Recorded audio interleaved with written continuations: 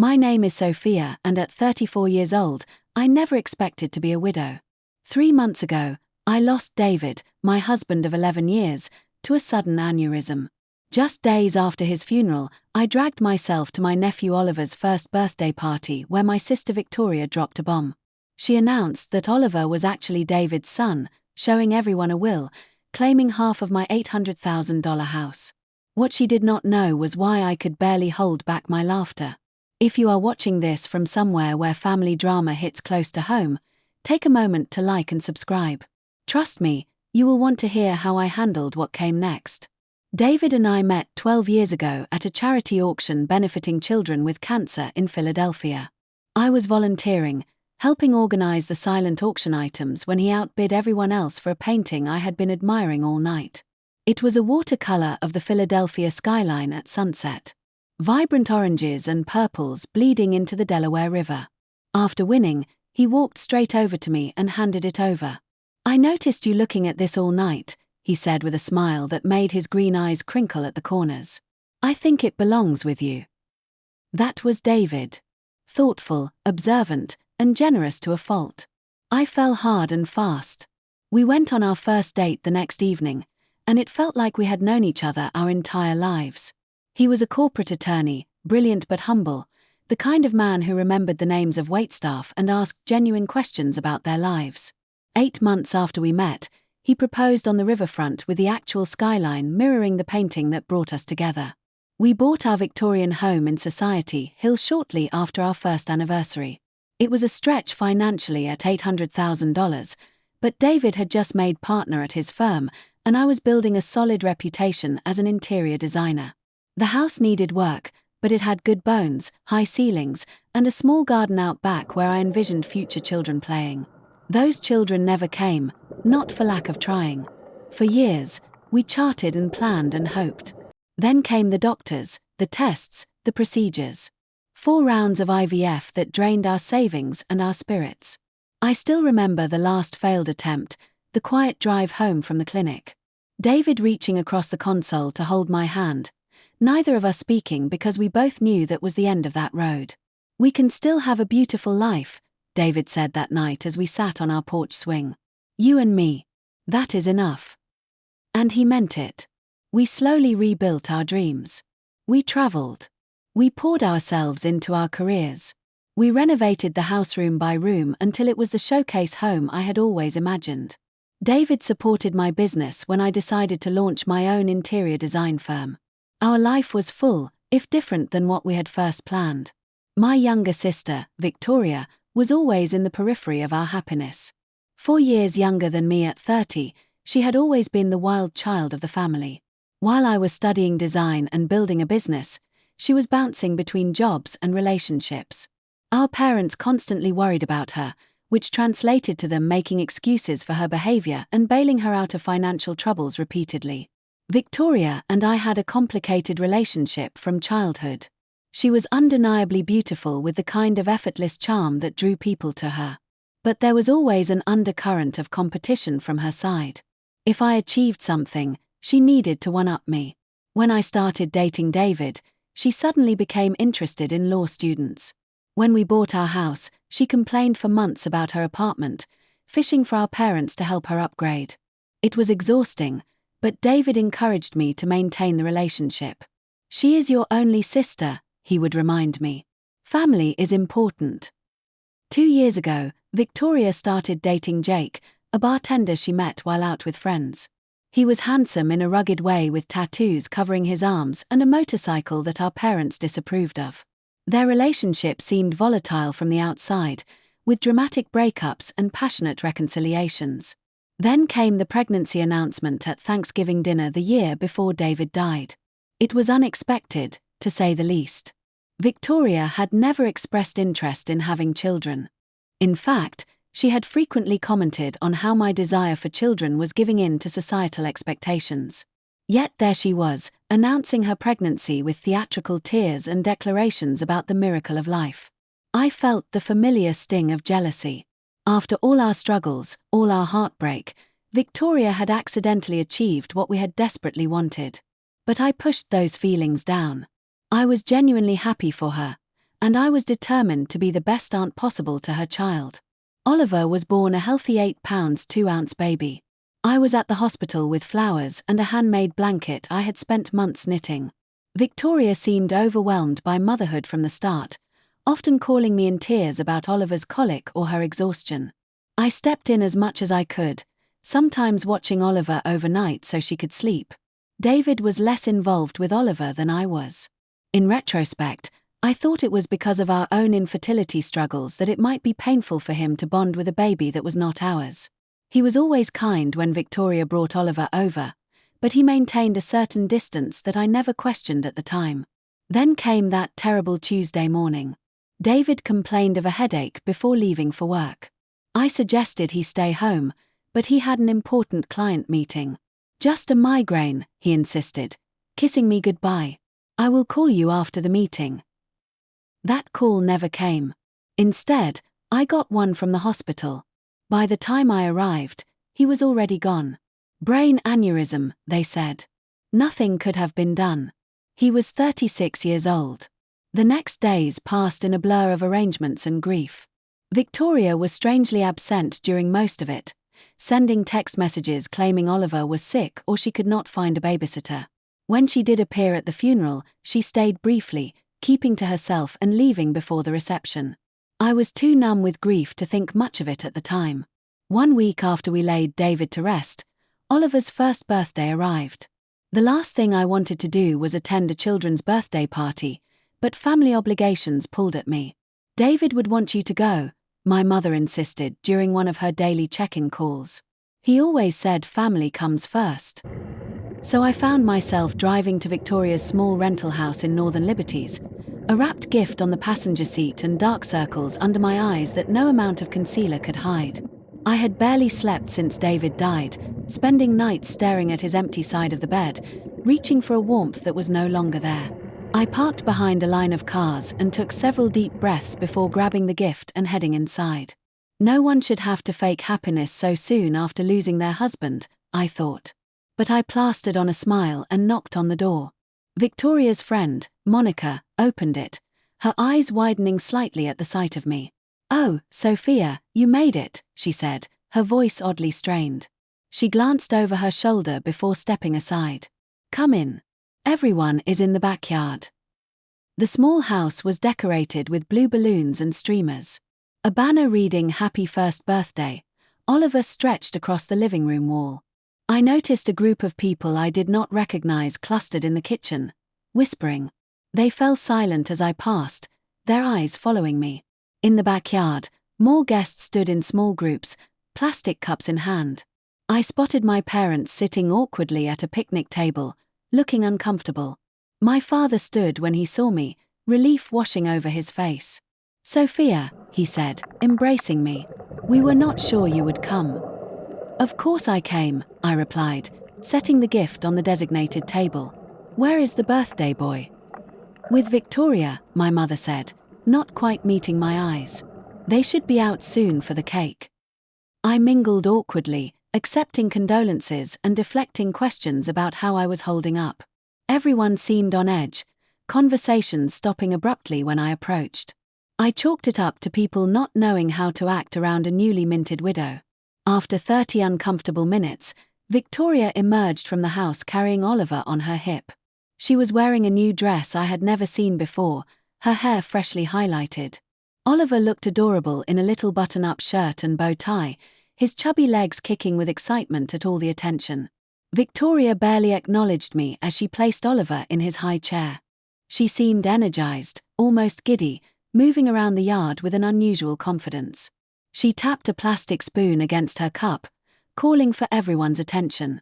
"Thank you all for coming to celebrate Oliver's special day," she began, her voice carrying across the yard. "This past year has been full of surprises and challenges, as many of you know." The guests exchanged glances. My mother suddenly became very interested in her shoes. "I have been keeping a secret," Victoria continued, placing a hand on Oliver's head. "One that I can no longer hide, especially after recent events." A chill ran down my spine. Something was very wrong. "Oliver is not Jake's son," she announced, her eyes finding mine across the yard. He is David's. The world seemed to stop. I heard gasps around me, felt my father stiffen beside me, but it was all background noise to the rushing in my ears. Sophia's husband and I had a brief affair 2 years ago, Victoria continued, her voice steady and rehearsed. It was a mistake, a moment of weakness for both of us. We never meant to hurt anyone, but these things happen. I stood frozen, unable to process what I was hearing.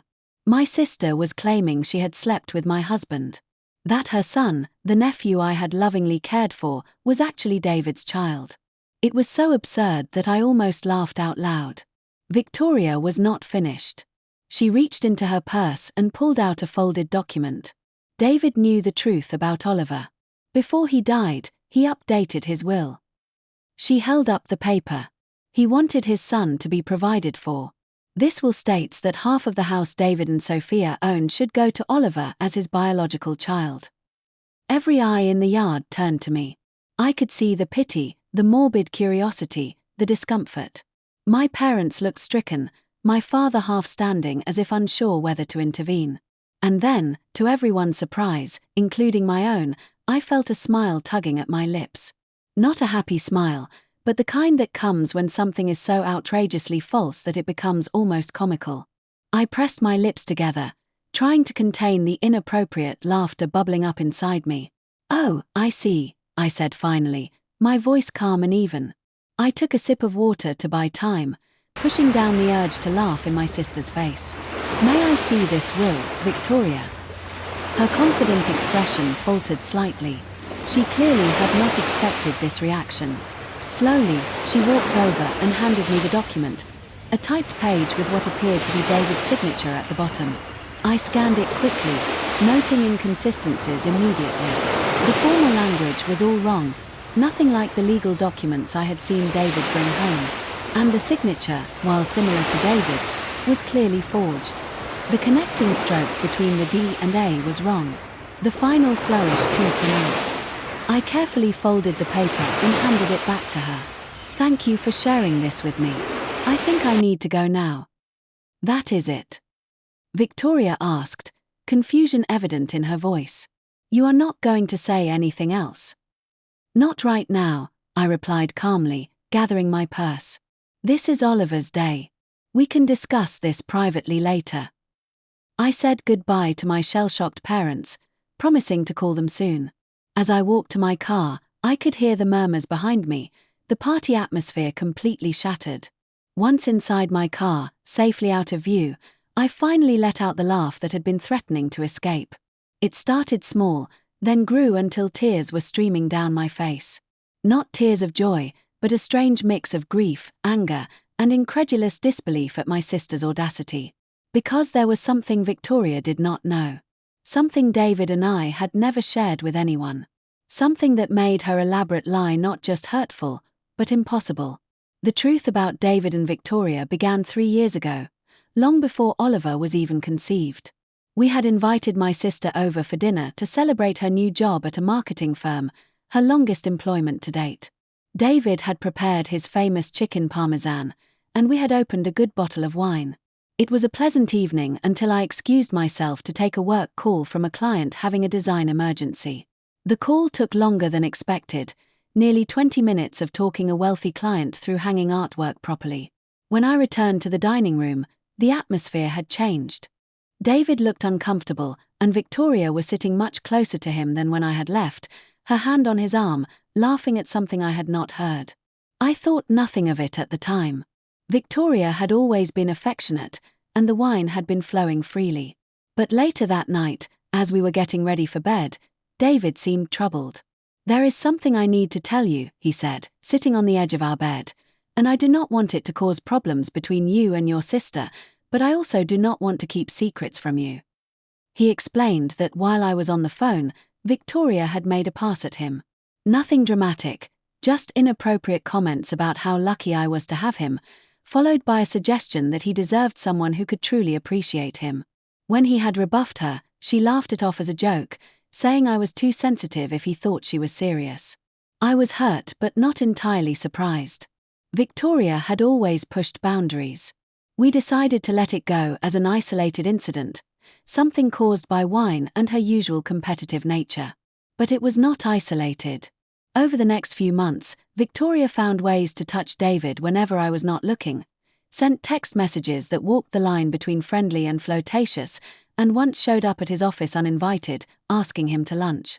Each time, David gently but firmly maintained boundaries and told me immediately afterward. After the office incident, we confronted my parents about Victoria's behavior. It did not go well. They suggested David was misinterpreting friendly gestures and that Victoria just looked up to him as a brother. My mother even suggested, with good intentions but terrible judgment, that perhaps David was feeling flattered by the attention and exaggerating the situation. That night, David and I made a decision. We would create distance from Victoria without causing a family rift. We declined invitations that included her, made sure we were never alone with her, and David blocked her number on his phone after she sent a particularly suggestive late-night message.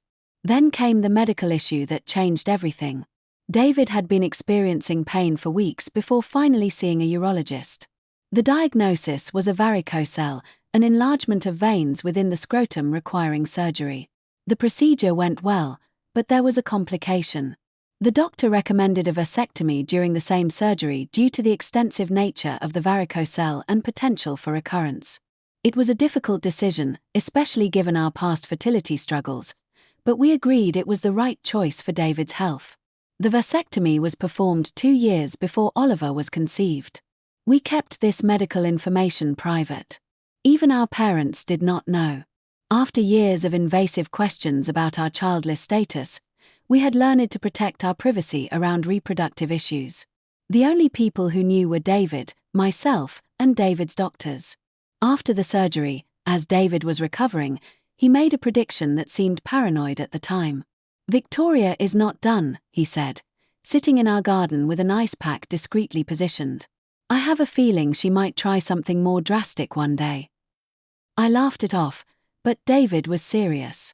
The next week, he scheduled an appointment with our family attorney, Robert Chen. I went with him, listening as David detailed Victoria's behavior and his recent medical procedure. Robert recommended documenting everything: the unwanted advances, the medical records confirming the vasectomy, even text messages and emails from Victoria. "You never know what might become relevant," Robert advised. "Better to have documentation and never need it than wish you had it later." We followed his advice, creating a file of everything related to the situation.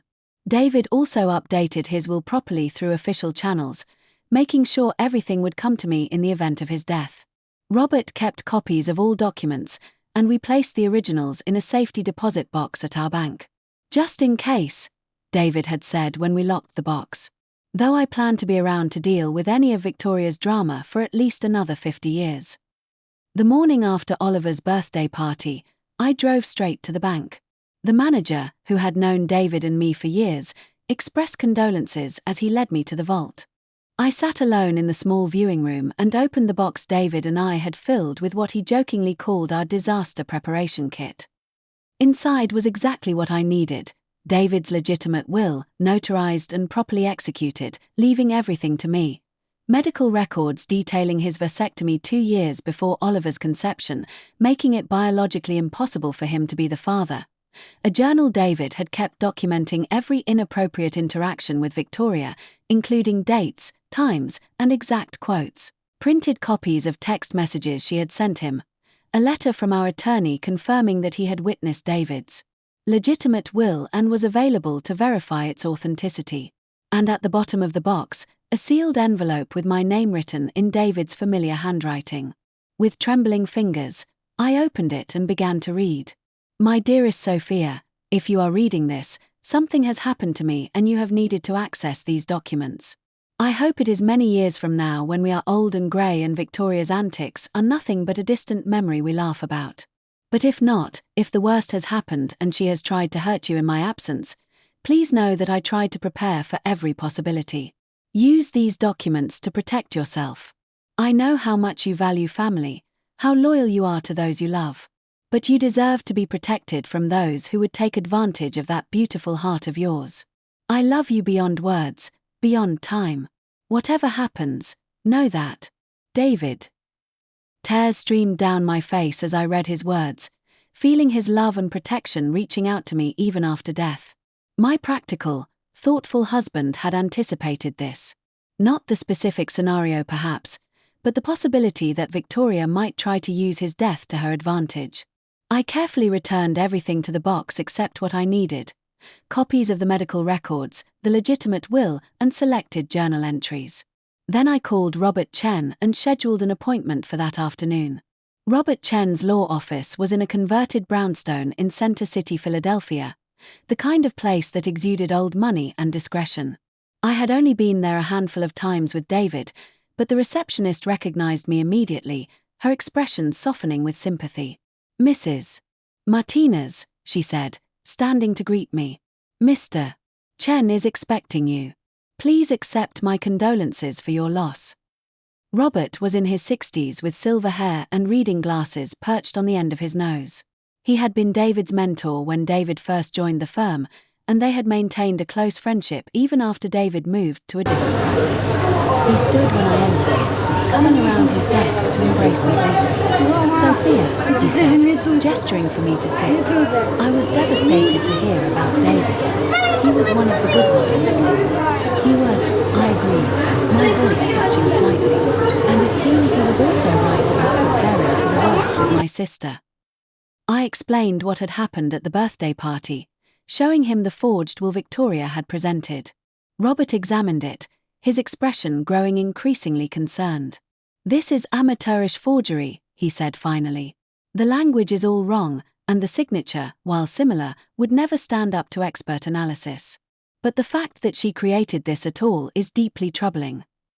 I showed him the documents from the safety deposit box, the medical records confirming David's vasectomy, the legitimate will, and David's journal documenting Victoria's behavior over the years. "David was nothing if not thorough," Robert said, reviewing the materials. "These medical records alone disprove her claim about Oliver's paternity. The vasectomy was performed 2 years before the child was conceived. It is biologically impossible for David to be the father." "What should I do?" I asked.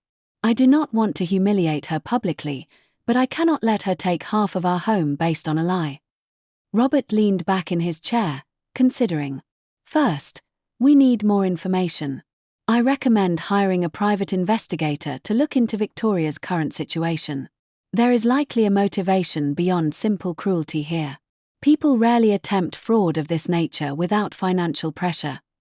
He recommended Nathan Walsh, a former police detective who now worked as a private investigator, often on cases for the firm. I agreed, and Robert made the call immediately, explaining the situation in broad strokes. Nathan arrived an hour later, a stocky man with a Philadelphia accent and no-nonsense attitude. He took detailed notes as I explained the situation, asking pointed questions about Victoria's relationship history, employment, and financial status. I realized how little I actually knew about my sister's current circumstances. We had grown further apart since Oliver's birth, with my attempts to be involved as an aunt often rebuffed or taken for granted.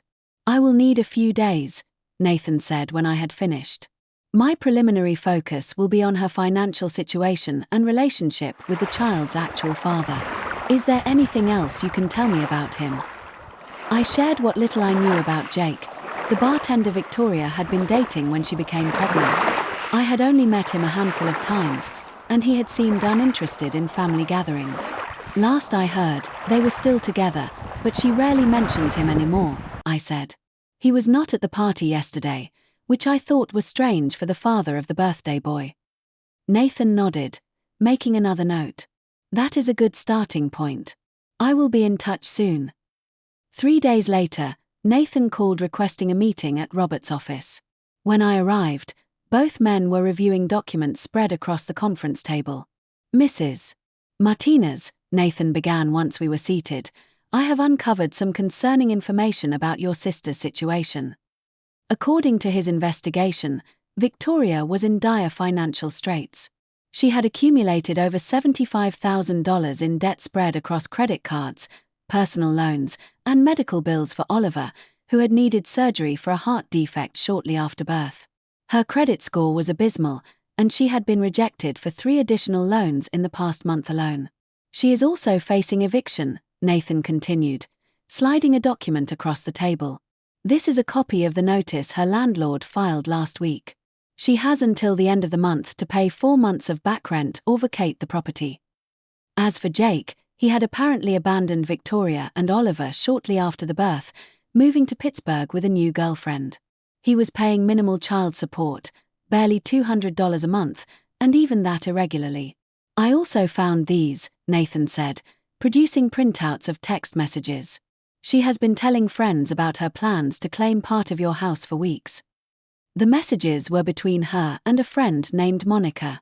I recognized the name as the woman who had opened the door at the party. The messages were damning. David's death is terrible, but maybe it's finally my chance to get what I deserve.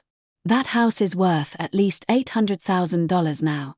If I play this right, I'll have a nice nest egg for Oliver and me. The will is almost ready. My friend Leo is good with Photoshop and found a sample of David's signature online from some charity auction. It looks totally legit. Sophia has always been the golden child. Time for me to get my share. She got 11 years with a great guy. The least she can do is share the wealth now that he's gone. I felt physically ill reading the calculated coldness of my sister's words. This was not just opportunism. It was premeditated fraud designed to capitalize on my grief. There is more, Nathan said gently. I ran a background check on Jake Sullivan, the actual father. He has a history of domestic violence charges from a previous relationship and currently has a warrant out for unpaid child support for another child in Delaware. He is not someone you would want around your nephew. I sat in stunned silence, trying to process everything. My sister was not just desperate. She was willing to destroy David's reputation and our marriage to solve her financial problems. And her choice in partners had put Oliver in a potentially dangerous situation. What do I do with all this? I asked, looking between Robert and Nathan. I cannot just expose all of this publicly. Oliver is innocent in all of this. He is still my nephew. Robert removed his glasses, rubbing the bridge of his nose. You have several options, Sophia.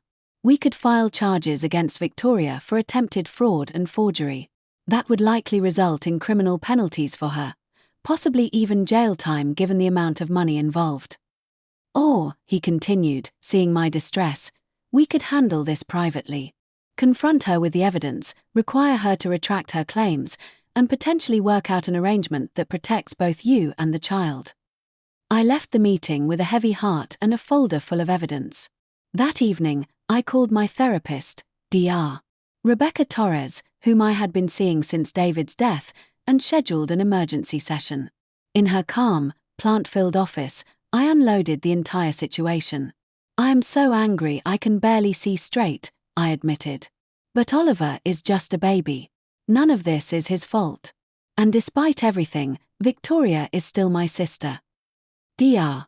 Torres listened attentively, asking occasional questions about my relationship with Victoria throughout our lives. It sounds like this pattern of competition and manipulation has existed since childhood, she observed.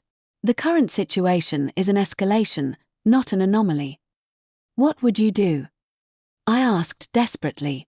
I cannot tell you what decision to make, she replied. But I will say that compassion does not mean allowing yourself to be victimized. You can be kind while still establishing firm boundaries and consequences. After much reflection, I decided on a course of action. I would confront Victoria privately with all the evidence, offering her a choice: face potential legal consequences for her fraud, or accept a compromise that would provide for Oliver while requiring accountability from her. With renewed determination, I called Victoria the next morning. We need to talk about the will, I said when she answered. Can you come to my house tomorrow afternoon? Just you, no Oliver. I knew you would come around, she replied, sounding smugly satisfied. I will be there at 2. I spent the morning preparing for Victoria's visit, arranging documents in logical order and setting up recording devices on Robert's advice. Pennsylvania is a 2-party consent state, he had warned me. So you cannot record her secretly, but you can ask for her permission at the start of your conversation, framing it as a way to ensure you both have a record of any agreement reached. At precisely 2 o'clock, the doorbell rang. I took a deep breath, steadying myself before opening the door. Victoria stood on the porch, looking polished in a new outfit, her confidence evident in her posture. "Come in," I said, leading her to the living room where I had set up 2 chairs facing each other, a coffee table between them with a recorder, water glasses, and a folder of documents. "I hope you do not mind if we record our conversation. It seems prudent given the legal nature of what we are discussing." Victoria hesitated only briefly before nodding. "Sure, whatever makes you comfortable, though I think this can be pretty straightforward." I turned on the recorder, stating the date and time and confirming Victoria's consent to be recorded. Then I sat back, studying my sister's face.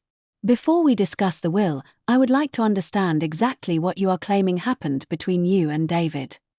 Victoria launched into a well-rehearsed story about a supposed affair 2 years ago. According to her version, she and David had connected during a period when he and I were having problems. We were not. She claimed they met several times at a hotel downtown, that David had confessed his unhappiness in our marriage, and that Oliver was conceived during these encounters. "He always meant to tell you," she said, her eyes wide with practiced sincerity. "But then Oliver was born with the heart condition, and he did not want to add stress to the situation. He promised he would provide for his son, though."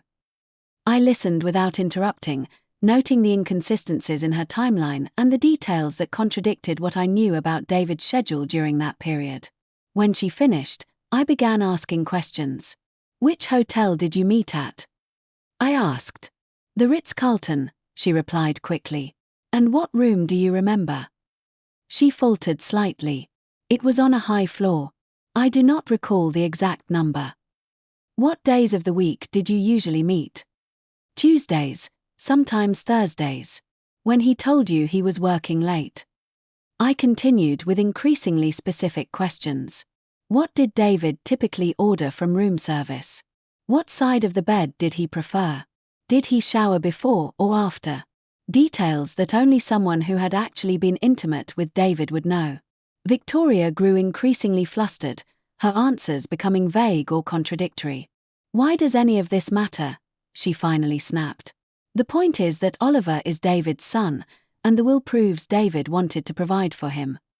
"Actually," I said calmly, opening my folder, "both of those claims are demonstrably false." I placed the medical records on the table between us. 2 years before Oliver was conceived, David had a vasectomy following surgery for a varicocele. It was completely successful, confirmed by follow-up tests. It was physically impossible for him to father a child after that procedure. Victoria's face drained of color. She picked up the medical records with trembling hands, scanning the clinical language and dates. "These could be faked," she said weakly. "They are not," I replied. "And David's doctor is prepared to testify to their authenticity if necessary. But that is just the beginning." Next, I produced the legitimate will, notarized and properly filed with the court. This is David's actual will, prepared by Robert Chen and witnessed by 2 partners at his firm. As you can see, it leaves everything to me, with no mention of Oliver. Victoria's confidence was visibly crumbling, but she attempted to rally. "He must have changed it after this was drawn up. The will I have is more recent." "The will you have," I said evenly, "is a forgery. A poor one, I might add. Robert has already identified multiple legal inconsistencies in the language, and the signature is clearly fake. Creating a fraudulent will is a felony in Pennsylvania, punishable by up to 5 years in prison." I continued methodically presenting evidence: David's journal documenting her inappropriate advances, the text messages between her and Monica discussing the plan, and finally, the report from Nathan's investigation detailing her financial troubles, eviction notice, and Jake's abandonment. "We know everything, Victoria," I said as she sat in stunned silence. "The question now is what happens next." For a long moment, she did not speak. Then, to my surprise, she began to cry. Not the theatrical tears I had seen her use to manipulate our parents, but deep, body-racking sobs. "I did not know what else to do," she finally said between gasps. I'm going to be homeless. Oliver and I will be out on the street in 2 weeks. Jake left us with nothing. The medical bills just keep coming. I thought, if I could just get some money from the house. So you decided to destroy David's reputation? I asked, my voice hardening. To tell everyone he cheated on me. To forge legal documents. I was desperate, she shouted, her sadness turning to anger. You have everything. This big house, a successful business, everyone's respect. What do I have? A baby with a heart condition, $75,000 in debt, and an eviction notice. You try making good decisions in that situation. Her outburst hung in the air between us. The raw honesty of it, stripped of the manipulation and lies, reached something in me. Not forgiveness, not yet, but perhaps understanding. Oliver is Jake's son, is not he? I asked more gently. She nodded, wiping her eyes. Yes. David never touched me. Not like that. I did try with him years ago. He always shut me down immediately.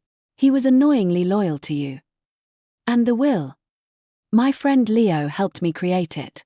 He does graphic design and thought it would be easy to fake a signature. I was going to use it to pressure you into giving me money. I never thought you would actually look into it so thoroughly. I turned off the recorder and sat back, considering my next move. Victoria watched me nervously, clearly expecting the worst. I could press charges, I said finally. What you did was illegal, not to mention cruel and calculated. She nodded miserably. I know. But that would hurt Oliver, I continued. And despite everything, he is my nephew. I love him. I leaned forward, making sure she was looking directly at me. So here is what is going to happen. You are going to tell everyone the truth. That you lied about the affair, that Oliver is not David's son, and that you forged the will. You will apologize publicly to me and to David's memory. And then what? She asked, her voice small. We will still be evicted. I'm not finished, I said. In exchange for your full confession and a legal agreement never to attempt anything like this again, I will help you and Oliver. Not by giving you half my house, but by setting up a trust fund for Oliver's education and medical needs, and helping you find stable housing. Her eyes widened. Why would you do that after what I did? Not for you, I said honestly. For Oliver. And because David would want me to help his nephew, even if that nephew's mother tried to destroy his reputation. There will be conditions, I continued. You will enter therapy and financial counseling. You will maintain steady employment. And you will allow me to be part of Oliver's life to ensure he is being properly cared for. If you violate any of these conditions, the support stops immediately. Victoria was quiet for a long moment, processing everything. I do not deserve your help, she finally said. No, I agreed. You do not. But Oliver deserves a stable home and medical care. And I deserve to have my husband's memory untarnished.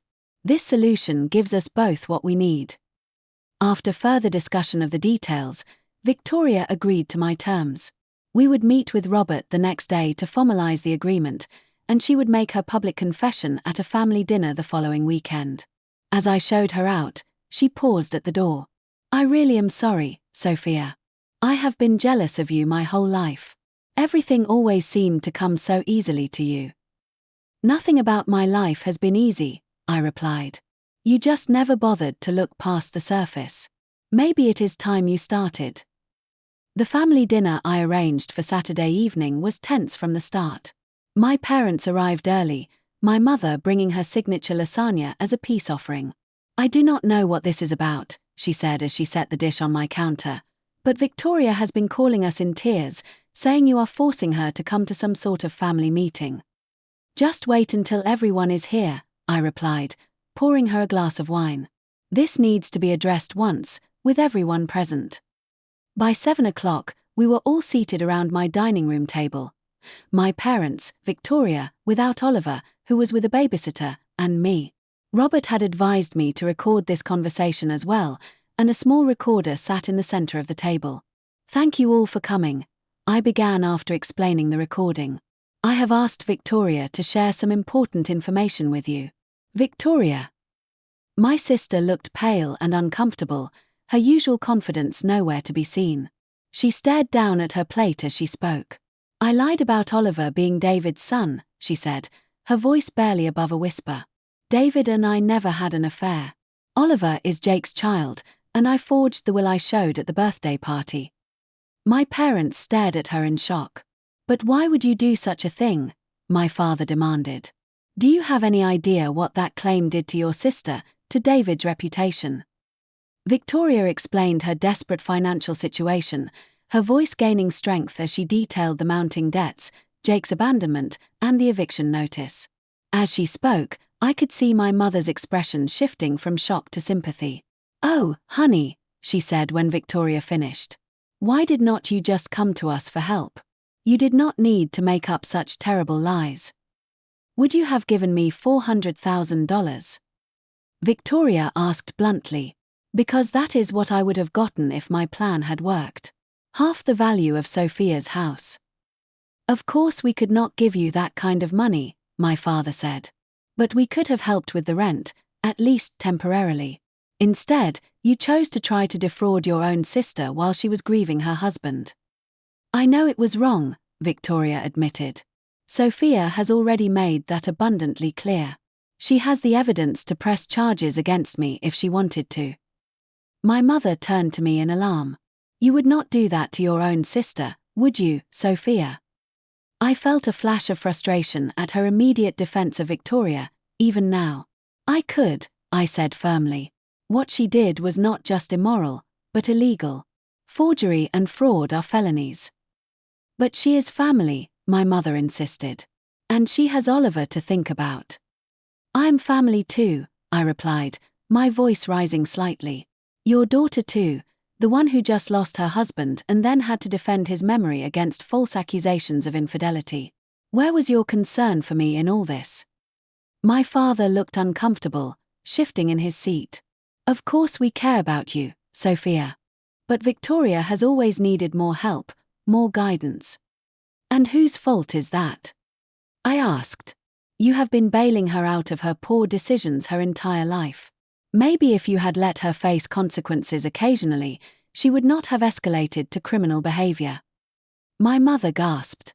That is hardly fair, Sophia. We have always treated you girls equally. Victoria, surprisingly, shook her head. No, Mom, you have not. Sophia is right. You always made excuses for me, always found ways to fix my mistakes.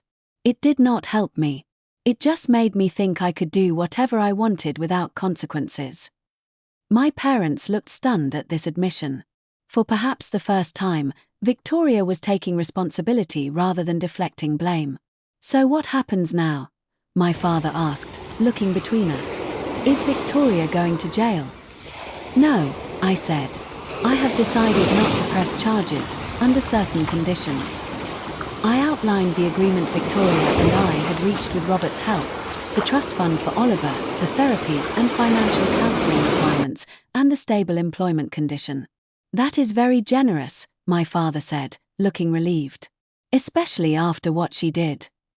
It is more than generous, Victoria agreed quietly. It is more than I deserve. Well, my mother said, brightening, this is all working out for the best, then. Cassandra has apologized, Sophia is helping with Oliver, and we can put this ugly business behind us. It is not that simple, Mom, I said firmly. Trust has been broken here. Healing will take time, if it happens at all. And there need to be boundaries going forward. What kind of boundaries? She asked, looking worried. For one thing, I need you both to stop enabling Victoria's behavior. No more bailouts, no more excuses. She needs to stand on her own feet, with appropriate support that does not perpetuate dependency. My father nodded slowly. That seems reasonable. And I need you to respect that my relationship with Victoria will be different now. I will be involved in Oliver's life because I love him and want the best for him. But Victoria and I will not be close the way we once were, at least not for a long time. My mother looked distressed. But we are family. We need to stick together, especially now. Being family does not mean tolerating abuse, Mom, I said gently. What Victoria did was abusive. She tried to use my grief to manipulate me, to take advantage of me at my most vulnerable. That has consequences, even within a family. The remainder of the dinner was subdued, with my parents processing this new reality. When they left, my father hugged me tightly, whispering, "I am proud of you, Sophia. David would be too." My mother hugged me as well, but her eyes were sad, already mourning the idealized family dynamic she had always pretended we had. Victoria was the last to leave. At the door, she hesitated. "I really am sorry," she said again. "Not just for the will and the lies, but for everything. For the years of competition and jealousy, for not being the sister you deserved." "I know," I replied. "And I hope the therapy helps you understand why you made these choices. Oliver deserves a mother who is emotionally healthy and honest." "Do you think you will ever forgive me?" she asked. I considered the question carefully. "I do not know," I answered truthfully. "But I am willing to see where this new path takes us. For Oliver's sake, and maybe someday for ours too." 1 year after David's death, I stood in our garden, watching the spring bulbs push through the soil. The tulips David had planted the previous fall were blooming, a riot of red and yellow against the newly green lawn. I felt a bittersweet ache seeing them, knowing he had put them in the ground with hopes of seeing them bloom. So much had changed in that year. The trust fund for Oliver was established and already helping with his ongoing medical needs. His heart condition, while requiring monitoring, was responding well to treatment, and he was growing into a cheerful, curious toddler. Victoria had surprised everyone by truly embracing the conditions of our agreement. 6 months of therapy had helped her recognize patterns of behavior stemming from childhood, the constant need to compete with me, the self-sabotage that had characterized many of her decisions. She had found steady employment as an office manager at a pediatric practice, a job that provided stability and benefits. Our relationship remained formal but cordial. I saw Oliver regularly, taking him for outings to the park or the children's museum. Victoria and I did not pretend to be close, but we had found a way to coexist peacefully for Oliver's sake. My parents had struggled initially with the new boundaries I had established. My mother especially found it difficult to accept that her daughters would not have the close relationship she had always envisioned. But over time, they too had adjusted, learning to support Victoria without enabling her dependency. As for me, the grief support group I had joined shortly after David's death had become a lifeline. 12 strangers bound together by loss had become friends, understanding each other in ways that even well-meaning family and friends could not. We met weekly, sharing our journeys through grief, celebrating small victories, and supporting each other through the inevitable setbacks. 3 months after the confrontation with Victoria, I had established the David Martinez Foundation for Legal Education, providing scholarships to students from underprivileged backgrounds interested in corporate law. It gave me purpose to see David's legacy continuing in the careers of young, idealistic lawyers who might otherwise never have had the opportunity to enter the profession. Old friends had stepped up in ways I could never have anticipated. David's law partners checked in regularly, inviting me to dinners and events, making sure I was not isolated in my grief. My college roommate Elena flew in from Los Angeles monthly, just to spend weekends with me, sometimes doing nothing more than watching movies and ordering takeout. And then there was Marcus. I met him at a fundraiser for the foundation 6 months after David died. He was a professor of philosophy at Temple University, thoughtful and kind with a quiet sense of humor that reminded me of David in some ways. We started as friends, sharing coffee after foundation meetings, then gradually transitioned to occasional dinners. It was different than what I had with David, as it should be. Marcus understood that David would always be part of my life, that loving again did not mean replacing what came before. We were taking things slowly, both of us cautious but hopeful. Standing in the garden that spring morning, I reflected on everything David had taught me. Not just during our years together, but even after he was gone. His foresight in preparing those documents had protected me when I was at my most vulnerable. His journal entries had validated my experiences with Victoria when my own parents tried to dismiss them. His love continued to shield me even in his absence. I had learned difficult lessons through this ordeal. That family relationships need clear boundaries to remain healthy.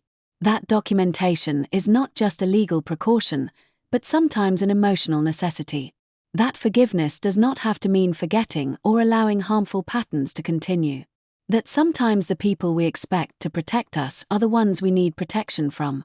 But I had also learned about my own strength. I had faced Victoria's betrayal, navigated the legal complexities, and made difficult decisions about how to move forward, all while processing the devastating loss of my husband. I had found a way to honor David's memory while beginning to build a new life for myself. The tulips swayed in the spring breeze, resilient after the long winter. I thought about how grief is like that too. Not a straight line, but a series of seasons, each bringing its own challenges and unexpected beauties. I was not the same person I had been before David died, before Victoria's betrayal. I was stronger in some ways, more cautious in others, but ultimately more authentic in how I approached relationships and boundaries. Sometimes the most painful betrayals force us to find strength we never knew we had, I said softly to the garden David had loved. You could not have known what would happen after you were gone, but somehow you prepared me to face it. And in that way, your love protects me still. As I turned to go back inside, I felt a sense of peace that had been absent for so long. Not because the grief was gone, it never would be completely, but because I had found a way to carry it alongside hope for the future. David had given me that gift, teaching me that love endures even when the person is gone, that preparation and honesty are acts of profound caring. But the story does not end there. 6 months after that peaceful morning in the garden, Victoria would test our fragile truce in a way that would force me to make the hardest decision of my life. It started with a phone call from Oliver's daycare center on a Tuesday afternoon in October. I had just finished a client consultation when my phone rang, displaying the familiar number. Ms. Martinez. The voice on the other end was strained, belonging to Mrs. Patricia Williams, the center director. I'm calling about Oliver Sullivan. We have been trying to reach his mother for over 3 hours, but she has not responded to any of our calls or messages. My stomach dropped. What happened? Is Oliver hurt? Oliver is fine physically, she assured me quickly. But his mother was supposed to pick him up at 1 p.m. It is now past 4, and we close at 5:30. This is the 3rd time this month she has been significantly late without calling. I glanced at the clock on my office wall. Victoria worked until 4 p.m. at the pediatric practice. She should have been available to answer their calls. I will be right there, I said, already grabbing my keys. Please tell Oliver his aunt is coming. The drive to Little Sprouts daycare took 20 minutes through afternoon traffic. I had been there several times before when Victoria had asked me to pick up Oliver for various appointments or when she was running late from work. The staff knew me as his aunt and emergency contact. Mrs. Williams met me at the front desk, her expression a mixture of relief and concern. She was a kind woman in her 50s who had been running the daycare for over a decade. Thank you for coming so quickly, she said, leading me toward the toddler room. Oliver has been asking for his mama, but we have kept him entertained. I found Oliver playing with blocks in the corner, his dark hair falling into his eyes the same way David's used to. At nearly 2 years old, he was walking confidently and chattering in the adorable half-words that made perfect sense to him but required translation for the rest of us. Aunt Sophie, he squealed when he saw me, running over with his arms outstretched. I scooped him up, breathing in his sweet toddler scent of graham crackers and innocence. Hey there, little man, I said, smoothing his hair. Ready to go home? As I gathered his things, Mrs. Williams pulled me aside. Ms. Martinez, I need to speak with you privately about Oliver's situation here. We stepped into her small office while Oliver played with toys in the adjoining room, visible through the glass partition. I do not want to overstep, she began carefully, but we have noticed some concerning patterns over the past few months. Oliver has been arriving later and later in the mornings, sometimes still in his pajamas. His lunch has been forgotten several times, and we have had to use our emergency snacks. And now these late pickups. I felt a familiar knot forming in my stomach. Have you spoken with Victoria about this? We have tried. She always has explanations. Traffic, work emergencies, forgotten alarms. But Oliver has also been saying some things that concern us. Mrs. Williams hesitated, clearly uncomfortable with what she was about to share. He talks about being hungry at home, about Mama sleeping and not waking up when he calls for her. Yesterday, he told his teacher that Mama cries a lot and drinks from brown bottles. The knot in my stomach tightened into a cold fist of dread. Are you suggesting Victoria is drinking? I asked, though part of me already knew the answer. I am not a professional, Mrs.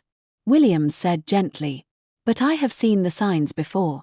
The erratic schedule, the emotional volatility, the child exhibiting signs of neglect. We are mandated reporters, Ms. Martinez. If this continues, we will have to contact Child Protective Services. I closed my eyes, feeling the weight of responsibility settling on my shoulders once again. How long do I have? I asked. Officially, we document these incidents and look for patterns. Unofficially, I'm giving you a heads up because I know you care about Oliver. If his mother can get her act together quickly and consistently, we can avoid involving outside agencies. I thanked Mrs. Williams and loaded Oliver into my car, his chatter about his day providing a soundtrack to my racing thoughts. Instead of driving to Victoria's apartment, I took him to my house. I needed time to think, and he needed a stable meal and attention. While Oliver played with toys in my living room, I had gradually accumulated a collection for his visits. I called Victoria's cell phone. It went straight to voicemail. Victoria, it is Sophia. I picked up Oliver from daycare. Call me immediately. Next, I tried her work number. The receptionist at Pediatric Partners informed me that Victoria had left early that day, claiming she felt ill. By 7 p.m., Victoria still had not called back. I fed Oliver dinner, gave him a bath, and read him stories, all while my concern grew into anger. This was exactly the kind of irresponsible behavior that had led to her forging David's will a year ago. At 8:30, just as I was putting Oliver down for the night in the guest room I had gradually converted into a child-friendly space, my doorbell rang. Through the peephole, I saw Victoria standing on my porch, swaying slightly. I opened the door, and the smell of alcohol hit me immediately. Victoria's makeup was smudged, her hair disheveled, and her eyes glassy. "Where is my son?" she demanded, her words slightly slurred. "Inside, asleep, where he should have been hours ago," I replied, not moving aside to let her in. "You had no right to take him," she said, attempting to push past me. "He is my child." I blocked her way, my anger finally boiling over. "I had every right when you abandoned him at daycare for 4 hours without a word. When you left work early claiming illness but clearly went to a bar instead. When you have been neglecting him for months." Victoria's face crumpled, and she began to cry. "You do not understand," she sobbed. "Everything is falling apart again. The job, the apartment, everything. I just needed a drink to cope." "One drink?" I asked pointedly. She could not meet my eyes. "Victoria, you are drunk. You drove here drunk, probably with every intention of driving home with Oliver.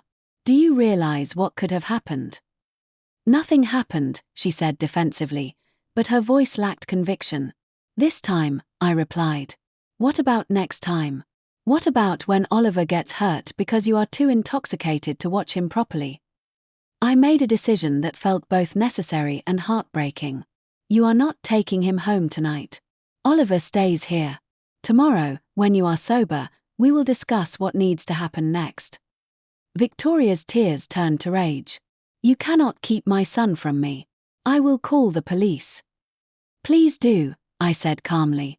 "I'm sure they would be very interested in your current condition and the fact that you drove here under the influence." The fight went out of her as quickly as it had come. She slumped against the door frame. "I do not know how to do this, Sophia. Being a mother, being responsible for another person. I try, but I keep failing." Despite my anger, I felt a pang of sympathy for her. But sympathy was not enough to protect Oliver. "Then you need help," I said. "Real help, not just therapy sessions you can lie your way through." That night, after calling an Uber for Victoria despite her protests, I lay awake thinking about the impossible situation we were in. Oliver needed stability and safety. Victoria needed treatment and accountability. And I was caught between my love for my nephew and my exhaustion with my sister's continued poor choices. The next morning, Victoria arrived at 8 a.m., sober but fragile. Oliver was eating breakfast and playing with educational toys I kept at my house. His face lit up when he saw his mother, but he did not immediately run to her as he usually did. "Mama sad?" he asked, his 2-year-old vocabulary capturing the essence of the situation with heartbreaking simplicity. Victoria burst into tears again, but these seemed different, genuine rather than manipulative. "I'm so sorry, baby," she whispered, kneeling down to hug him. "Mama made mistakes." Over coffee, while Oliver watched cartoons, Victoria and I had the most honest conversation we had ever had. "I have been drinking more," she admitted without my prompting. "It started after Jake left, just wine at night to help me sleep. But then it became wine with lunch on bad days. Then weekends started earlier. Then..." She trailed off, staring into her coffee mug. "I know I am messing up. I see how other mothers at daycare have their lives together, and I feel like such a fraud. Like I am pretending to be something I am not capable of being." "How often are you drinking?" I asked gently. "Every day," she whispered. "Not enough to pass out or anything dramatic, but enough that everything feels fuzzy around the edges. Enough that Oliver's needs feel overwhelming instead of manageable." The honesty was progress, but it also confirmed my worst fears. "Victoria, you need more than outpatient therapy this time. You need residential treatment." She looked up sharply. "I cannot leave Oliver for weeks or months. He needs his mother." "He needs his mother to be healthy and sober," I countered. "What he does not need is to grow up in a home where his primary caregiver is struggling with addiction." We spent the next 2 hours researching treatment options on my laptop. I was surprised to discover that many residential facilities had programs specifically designed for mothers, some even allowing children to visit regularly during treatment. "There is a place called New Horizons Recovery Center about 2 hours north of here," I said, reading from their website.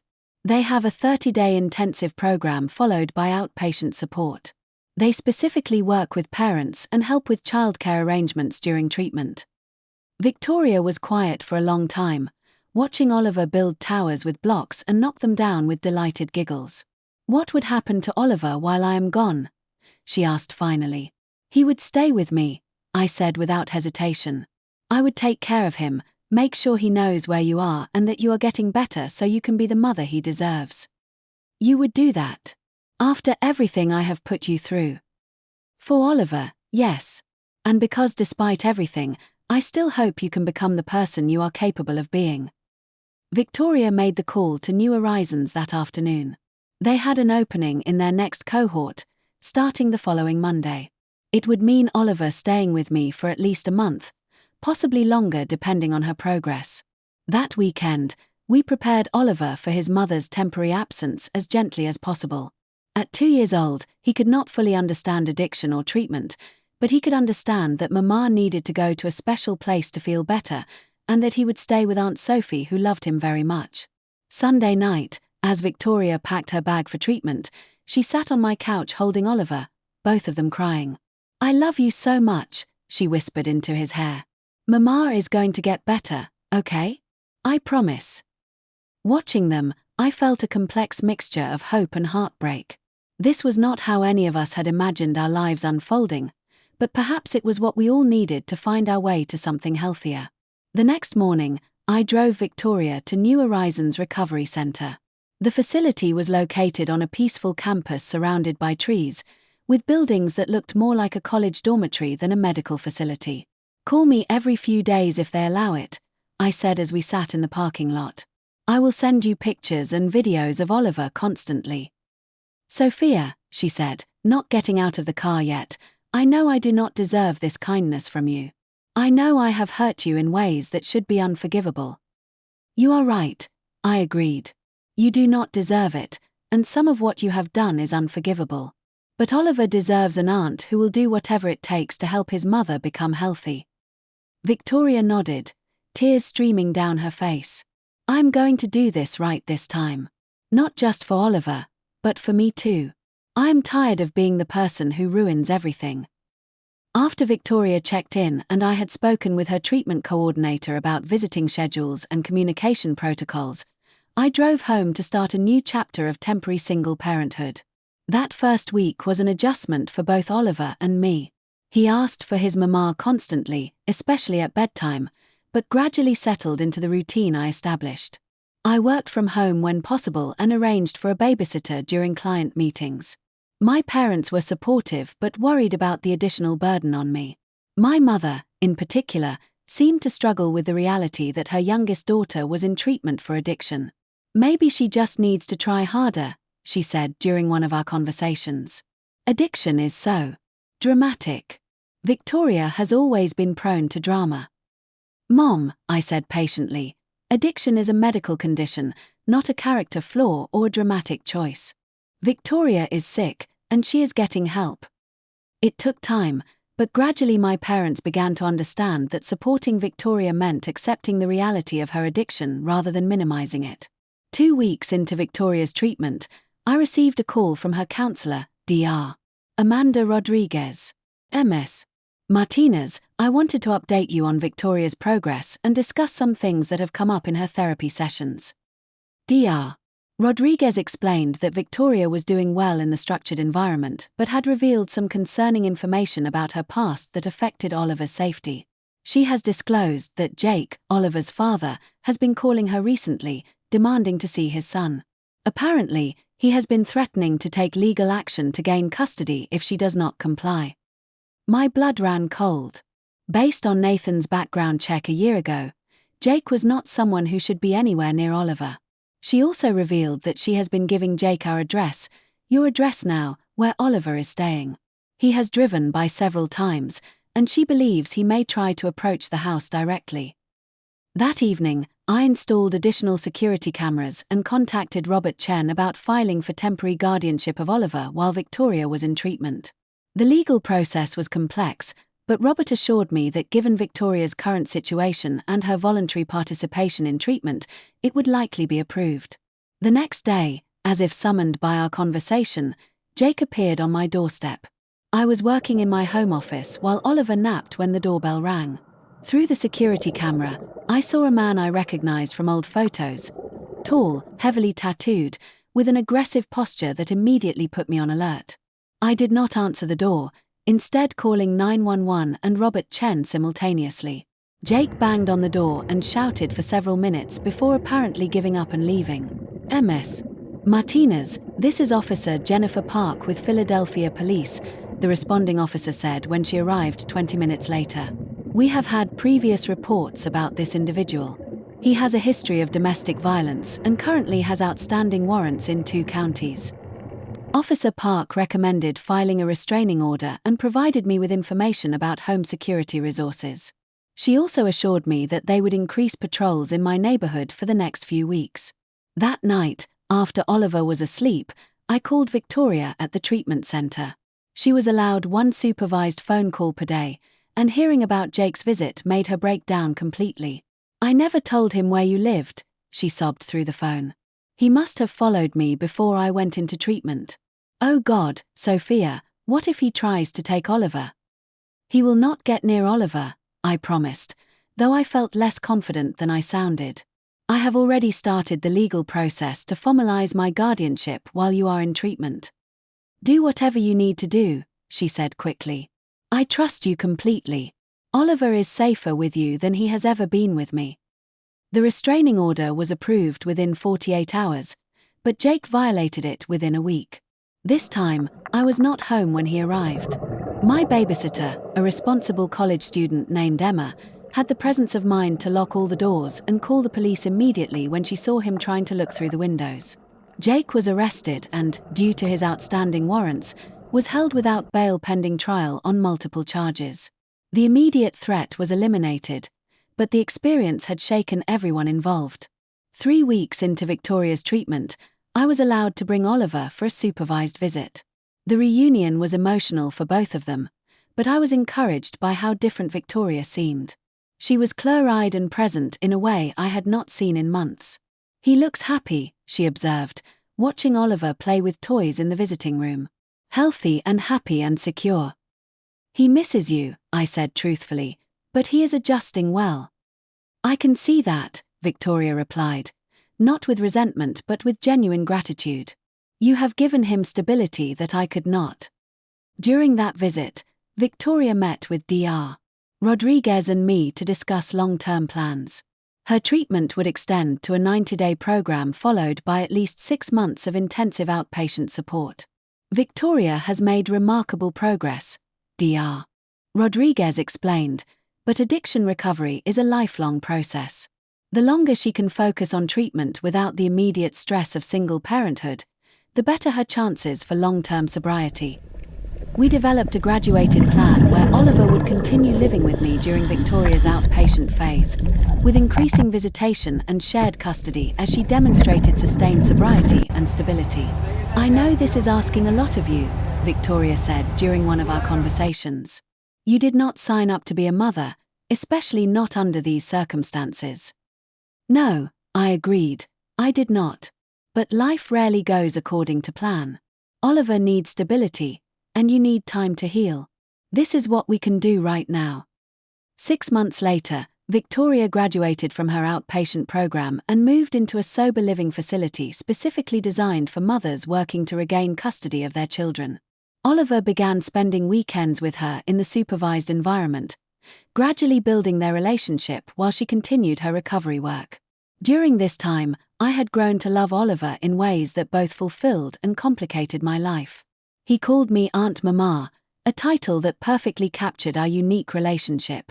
I attended his pediatric appointments, celebrated his developmental milestones, and worried about his future in the same way any parent would. Marcus, who had become a constant presence in my life, embraced the situation with remarkable grace. A philosophy professor who specialized in ethics, he often helped me work through the moral complexities of our situation. "You are giving Oliver something invaluable," he said one evening as we watched Oliver play in the garden where David's tulips had bloomed for a second year. "You are showing him that family can be chosen, that love can be consistent, and that adults can be trusted to do the right thing even when it is difficult." "Sometimes I wonder if I am enabling Victoria by making it so easy for her to abdicate responsibility," I confided. "That is the wrong question," Marcus replied thoughtfully. "The right question is whether you are doing what is best for Oliver. And I think the answer to that is clearly yes." 1 year after Victoria entered treatment, we faced a new decision point. Her counselors recommended transitioning Oliver back to her primary care, with me maintaining a significant support role. Victoria had secured stable housing and employment, had maintained sobriety for over a year, and had consistently demonstrated the parenting skills she had learned in therapy. The transition was planned carefully, with Oliver spending increasing amounts of time at Victoria's apartment while maintaining his room at my house. We attended family therapy sessions together, working through the complex emotions and logistics of our unusual custody arrangement. "I will never be able to repay you for what you have done," Victoria said during one of these sessions. "You saved my son when I could not save myself. You are repaying me by staying sober and being the mother Oliver deserves," I replied. "That is all any of us want." 2 years after David's death, as I stood once again in the garden watching spring bulbs emerge, my life looked nothing like what I had imagined. I was a 36-year-old widow who had become a second mother to my nephew, navigating the complexities of supporting an addicted sister while building a new relationship with a man who understood that my heart had room for many kinds of love.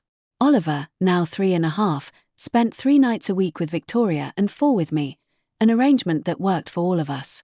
Victoria maintained her sobriety through daily meetings, weekly therapy, and the kind of humble dedication to recovery that had replaced her earlier patterns of drama and manipulation. My relationship with Marcus had deepened into something I had not expected to find again, not a replacement for what I had with David, but a different kind of partnership built on shared values and the reality of the life I was actually living rather than the one I had planned. The David Martinez Foundation continued to grow, providing scholarships to first-generation law students and supporting programs that helped families navigate legal challenges. Oliver often accompanied me to foundation events, charming donors with his curiosity and reminding everyone why we were working to build stronger support systems for vulnerable families. My parents had evolved too, learning to support Victoria's recovery without enabling her addiction, and embracing their role as grandparents to Oliver without the drama that had characterized our family dynamics for so many years. As Oliver ran through the garden chasing butterflies, his laughter echoing off the brick walls of the house David and I had lovingly restored, I thought about the unpredictable nature of healing. None of us had emerged from the crisis unchanged. Victoria had faced her demons and found sobriety. Oliver had experienced early trauma but was surrounded by love and stability. My parents had learned to love without enabling. And I had discovered reserves of strength and capacity for love that I had never known I possessed. The betrayal that had brought us to the brink of permanent fracture had ultimately forced us to build something more honest and sustainable. Not the idealized family my mother had always wanted, but a real family that could weather difficulties without sacrificing anyone's well-being. "Aunt Mama, look!" Oliver called out, holding up a dandelion he had picked. "Wish flower." I knelt down beside him, watching as he closed his eyes tightly and blew the seeds into the spring air. "What did you wish for?" I asked. "For everyone to be happy," he said with the matter-of-fact wisdom that children possess.